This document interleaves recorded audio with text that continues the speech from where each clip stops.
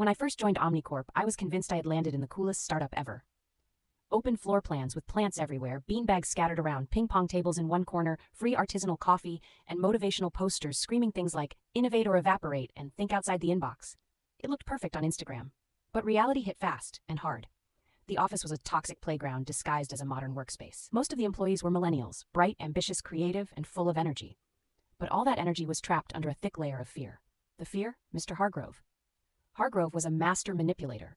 On the surface, he smiled, laughed at the right jokes, sprinkled buzzwords like confetti, and strutted through the office like he was the king of a kingdom he didn't actually govern. He had a reputation with the higher-ups as a strategic visionary, an image carefully curated with endless flattery, exaggerated stories of success, and never once showing his hands in the actual work. In reality, Hargrove had mastered the art of delegation and theft. He took credit for ideas that weren't his, presented projects he had no hand in creating, and punished the smallest missteps with subtle cruelty. Late-night emails, impossible deadlines, last-minute strategic changes. He thrived on control. He would whisper in Slack, "This should have been done yesterday. Fix it," and everyone would drop everything, their hearts pounding, just to avoid a direct confrontation. I remember my first week vividly. Monday morning, 8:15 a.m., Hargrove sent a company-wide email. All teams must have the Q2 campaign strategy finalized by noon. No excuses. Everyone drop what you're doing immediately. By noon, the entire team was scrambling. Screens full of half-finished spreadsheets, coffee mugs sweating with condensation, fingers tapping frantically on keyboards. And then he walked in, perfectly groomed, walking slowly with that "I am in control" aura, coffee in hand. "So, where's the brilliance?" he asked, arching an eyebrow. No one answered. "I guess we'll have to redo it," he added with a dramatic sigh, as if we had personally offended him by existing. And that was just Monday. Every day followed the same pattern. Threats disguised as encouragement, praise only when convenient, humiliation only when necessary, creativity punished, fear rewarded. The millennials had become experts at navigating invisible landmines, keeping heads low, and quietly resenting every second. We survived through careful compliance, quiet jokes and Slack threads that never made it to Hargrove's eyes, and silent sighs of exhaustion. And then she appeared. Riley, the intern who would change everything. Riley arrived one Tuesday morning with neon hair, a skateboard under one arm, and a laugh that seemed completely inappropriate for a place where everyone flinched at a Slack notification. She had no fear. Zero. She walked in, introduced herself confidently, and ignored Hargrove's initial intimidation. "Hi, I'm Riley," she said cheerfully. "So, what exactly am I supposed to be doing?" Hargrove blinked. No one had ever questioned him like that. Not in front of everyone.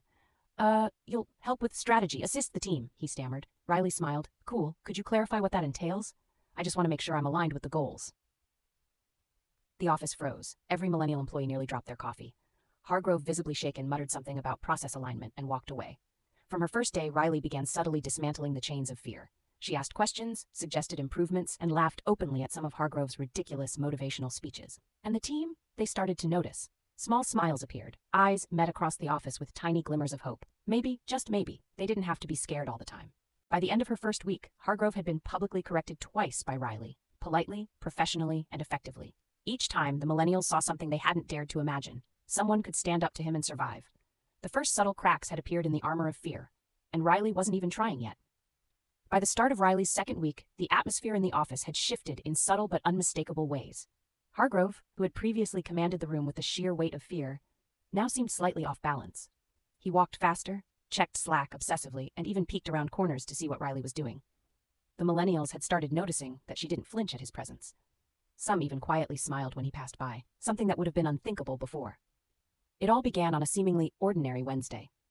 Hargrove sent an urgent email to the team. All members must submit a 10-point summary of daily accomplishments by 11 a.m. No excuses. Compliance is mandatory. Normally, this would have sent everyone into a panic. Laptops open, fingers flying, hearts racing. But Riley? She hit reply all with a single line. "Sure. Can we also include a GIF with each point?" Humor boosts productivity, apparently.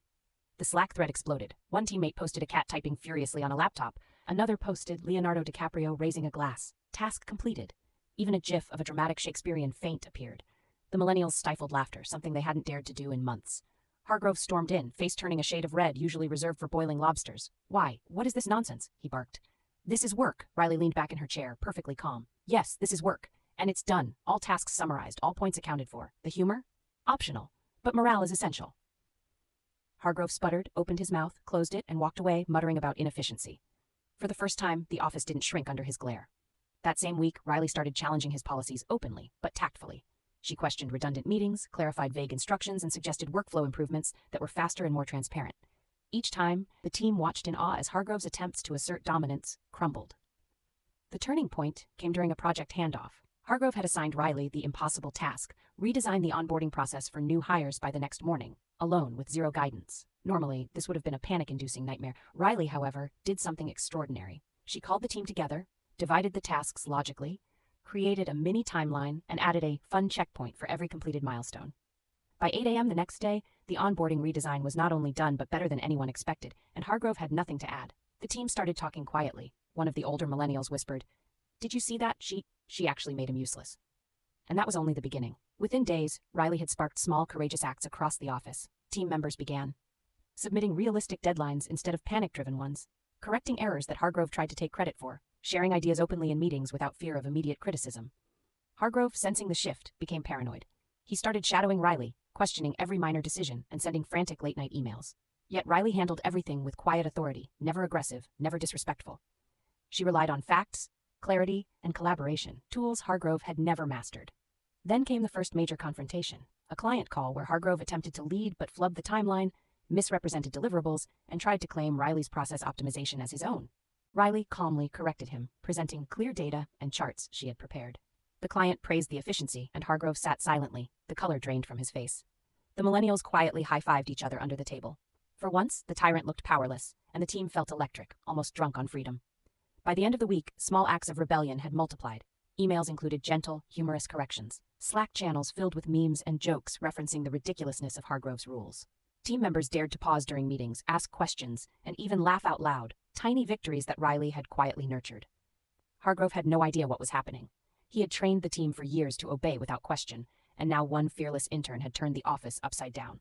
It was only a matter of time before his paranoia escalated further, and the real storm, Riley's full-scale office revolution, would hit. By Riley's third week, the office had transformed. Not completely, but enough to make Hargrove's hair start falling out metaphorically, if not literally. The air was no longer tense with silent fear. It buzzed with whispered laughter, subtle rebellions, and the kind of quiet defiance no one had dared show in years. Riley had become a catalyst, though she didn't flaunt it. She simply acted, calmly, confidently, and effectively, and the team responded instinctively. One Wednesday morning, Hargrove arrived at 9 a.m., face flushed, clutching a coffee cup that trembled slightly in his hand. He had sent a last-minute, urgent Slack message at 8:30, demanding a full review of all ongoing projects by 10 a.m. Normally, this would have caused an all-out panic. This time, though, Riley calmly opened the thread, typed a response, and clicked Send All. "Sure, I'll consolidate everyone's progress and have it ready. Also, maybe we can include a small infographic, makes it easier for leadership to understand." The Slack thread filled immediately, not with panicked typing, but with GIFs, emojis, and lighthearted comments. There was a dog frantically typing on a laptop. A cat wearing glasses appeared with the caption, "Analyzing tasks efficiently." The millennials were stifling giggles. Hargrove stormed into the open workspace, and the entire office held its collective breath.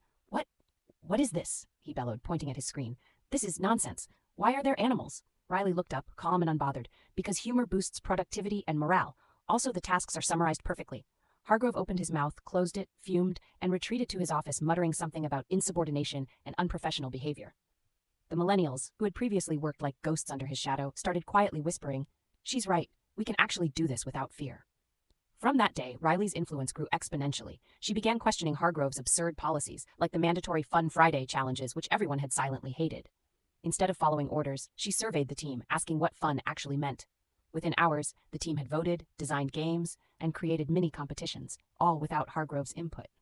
He wandered through the space, attempting to join in, but his suggestions were ignored. Riley's calm defiance had another effect. It emboldened small acts of rebellion. Millennials started adding subtle humor to emails. They started questioning unreasonable deadlines. They began correcting minor errors that Hargrove tried to claim as his own. One employee even left a sticky note on his monitor that read, "Maybe try a coffee break instead of a panic break?" And then came the first direct confrontation. Hargrove tried to lead a client presentation, as he did every week, claiming credit for Riley's workflow optimizations and her team's efficiency improvements. He misrepresented timelines, misspoke on deliverables, and flailed as Riley quietly, calmly corrected him. She displayed the data charts she had meticulously prepared, showing the real contributions of the team. The client paused, impressed by the clarity and foresight, and praised Riley's process. Hargrove sat there, silent, face crimson. The millennials stifled laughter and exchanged glances. For the first time, they realized the tyrant had no power in a room of truth. After the meeting, whispers spread. "She's unstoppable. I can't believe we're laughing in a meeting. We can actually do our jobs without fearing him." Hargrove's paranoia grew. He began micromanaging every email, hovering over desks, demanding updates every 15 minutes, and sending frantic late-night Slack messages.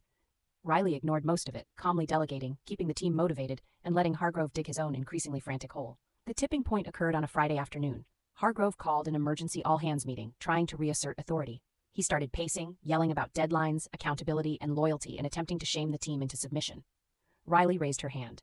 "Excuse me, Hargrove," she said, perfectly calm, "but the deadlines you're setting are unrealistic. The workflow is inefficient, and your assignments are inconsistent. The team and I have a plan that will achieve better results without causing burnout." The room went silent. Hargrove sputtered. He tried to speak, but Riley didn't stop. She laid out her plan, step by step, with data, charts, and projections. Every millennial in the room realized that for the first time in years, they could speak, think, and act without fear of retribution. By the end of the meeting, Hargrove was exposed, not in a dramatic shouting match, but through logic, clarity, and undeniable facts. The team had quietly reclaimed power in their workspace, emboldened by Riley's fearless example. Even the office culture started to shift. Slack threads filled with GIFs and inside jokes, employees collaborated openly, offered feedback without hesitation, and even celebrated each other's successes publicly, something Hargrove had suppressed for years. Riley had done something remarkable. She didn't just confront the tyrant, she changed the ecosystem of fear, replacing it with collaboration, confidence, and subtle chaos. By the following week, Hargrove was visibly frantic. He wandered through the office muttering, sending frantic emails, and trying to reassert dominance, but it no longer worked. The millennials, inspired and energized, were now uncontainable. Riley had done what no one else dared. She had turned the toxic office upside down, not by anger or aggression, but by fearlessness, intelligence, humor, and an uncanny ability to empower everyone around her. The once silent office was now alive. Laughter, collaboration, and minor rebellion filled the halls. Hargrove could no longer command obedience. He was trapped in the middle of a storm he hadn't anticipated, and the storm had a name: Riley. The following week marked the beginning of the full-scale rebellion, a subtle revolution that Hargrove could sense but could not stop. Riley had, almost without trying, completely shifted the balance of power. The millennials were no longer hiding behind forced smiles or nervous typing. They were energized, creative, and unafraid. It started small. A team member quietly rearranged the weekly meeting agenda, ignoring the usual rigid hierarchy. Another suggested new ways to share updates in Slack, including playful polls, GIFs, and emoji reactions that were previously banned. Hargrove, oblivious at first, tried to micromanage the changes, sending frantic emails with subject lines like "urgent, revert to standard format immediately." Riley responded simply, "Hi, Hargrove. We've tested this method. Engagement is up 45%, response time is faster, and morale seems improved. We can review metrics next week." Hargrove read it, turned pale, and muttered something about insubordination, though no one else in the office took him seriously anymore. By midweek, the tension reached a dramatic peak. Hargrove called an emergency meeting, pacing at the front of the room like a caged animal. He shouted about deadlines, loyalty, and accountability, but no one flinched. Riley sat at the edge of the conference table, calm as ever, watching him. "Why are you all laughing?" Hargrove barked. Nobody answered. Riley raised her hand. "We're not laughing at you, Hargrove. We're laughing at how predictable you are. Your rules make no sense. Your deadlines are impossible. Your motivational speeches are, well, they're dramatic but ineffective. Here's how we can actually get the work done efficiently." She clicked through a presentation that she had prepared overnight. It was meticulous. Timelines, team assignments, contingency plans, and real data showing productivity and engagement improvements. She didn't raise her voice. She didn't belittle Hargrove. She simply presented facts. The room went silent. Hargrove, red-faced and trembling with frustration, tried to interject. "But that's not how we do things here." Riley smiled. "It's how we should do things if we want results." The senior staff, previously intimidated by Hargrove's presence, quietly nodded behind him. They had been waiting for someone brave enough to speak up. Riley's calm, fearless delivery had exposed what they all knew. Hargrove had been incompetent for years, surviving on fear and flattery. After the meeting, whispers spread throughout the office. Millennials huddled in corners, sharing victories.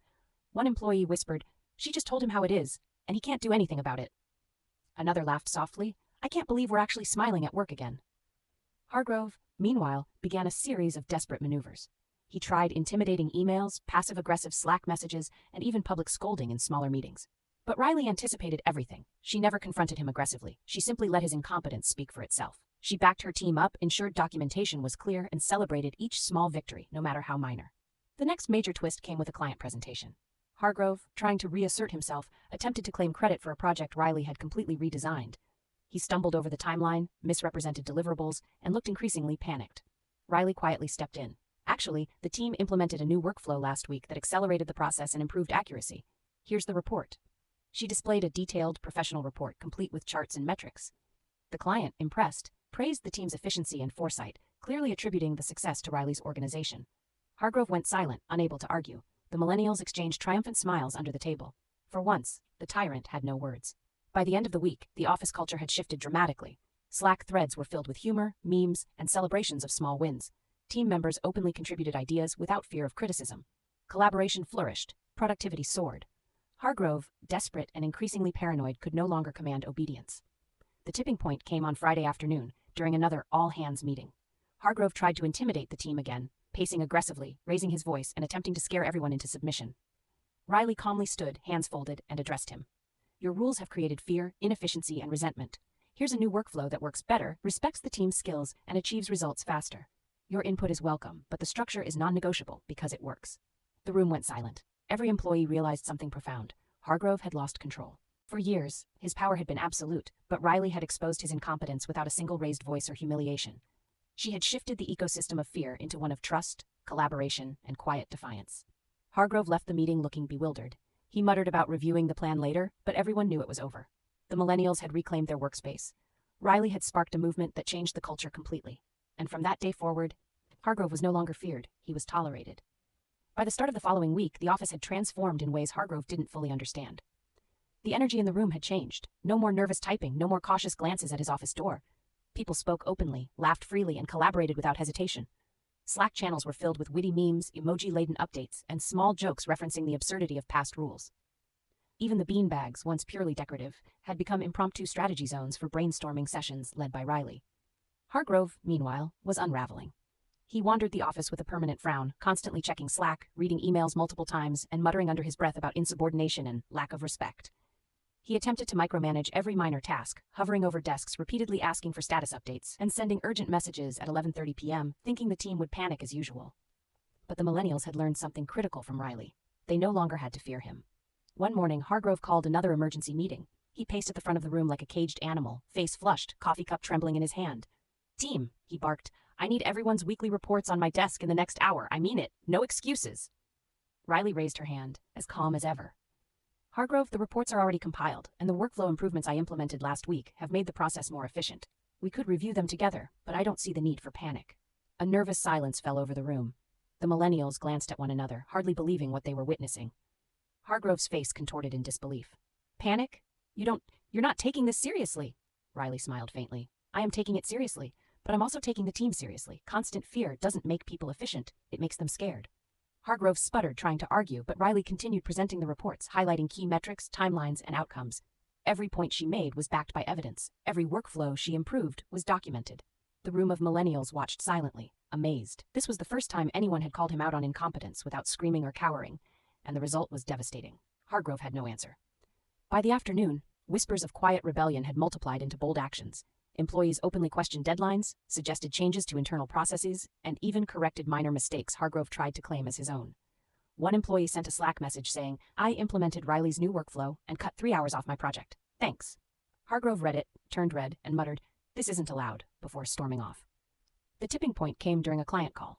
Hargrove, attempting to assert authority, tried to claim credit for a project Riley had completely reorganized. He stumbled over the timeline, misrepresented deliverables, and attempted to gloss over mistakes.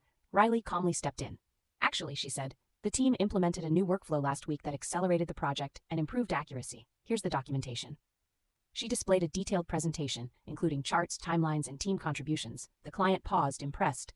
Wow, this is fantastic. The team really thought this through, they said.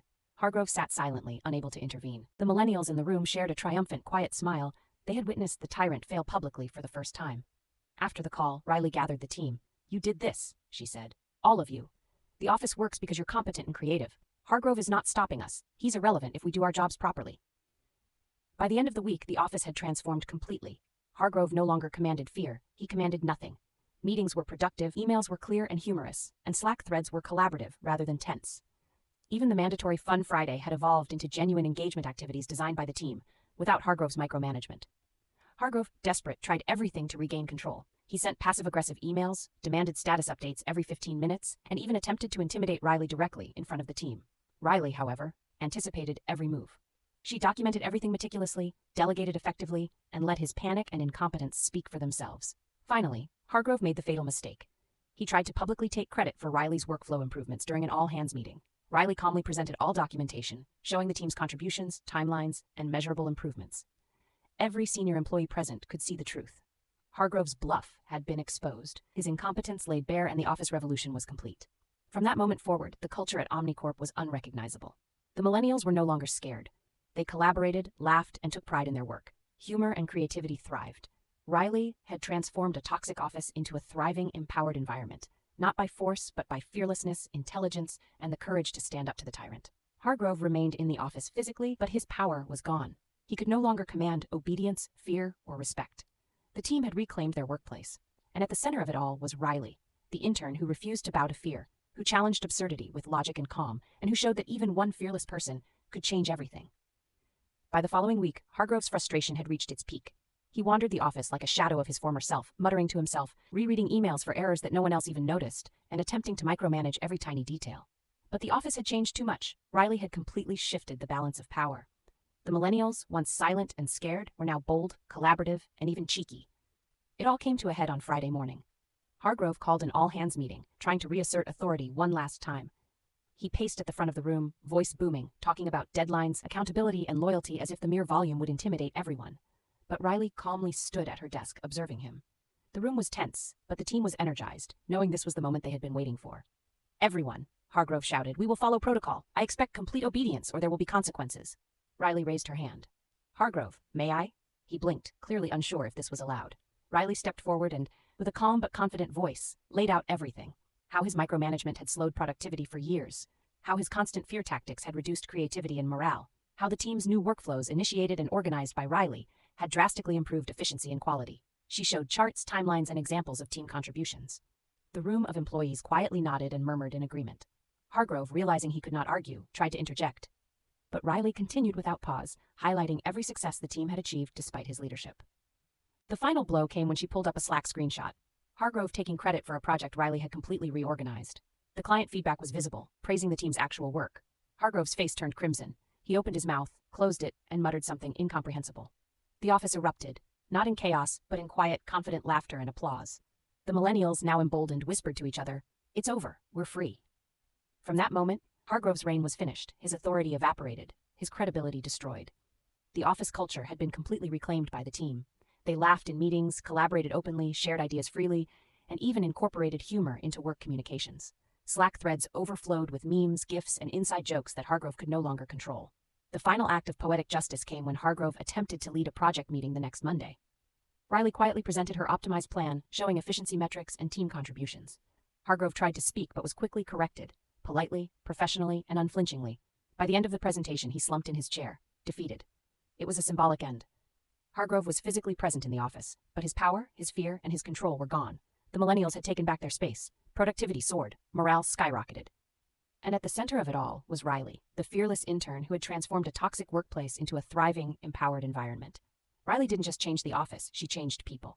Employees laughed again, spoke openly, collaborated effectively, and even enjoyed coming to work. The tyrant had been unmasked not by confrontation or aggression, but by courage, intelligence, humor, and the relentless belief that no one should live in fear at work. Months later, Hargrove's failed attempts at control were still talked about quietly in Slack, usually accompanied by a gif of a dramatic feint or a cat typing furiously. And Riley? She became legendary, not because she humiliated anyone, but because she proved that one fearless, creative, and compassionate individual can turn a toxic system upside down and make everyone thrive. Omnicorp was never the same again, and the millennials finally realized they had been underestimated all along. They didn't need fear to perform. They needed empowerment. They had Riley, and that made all the difference.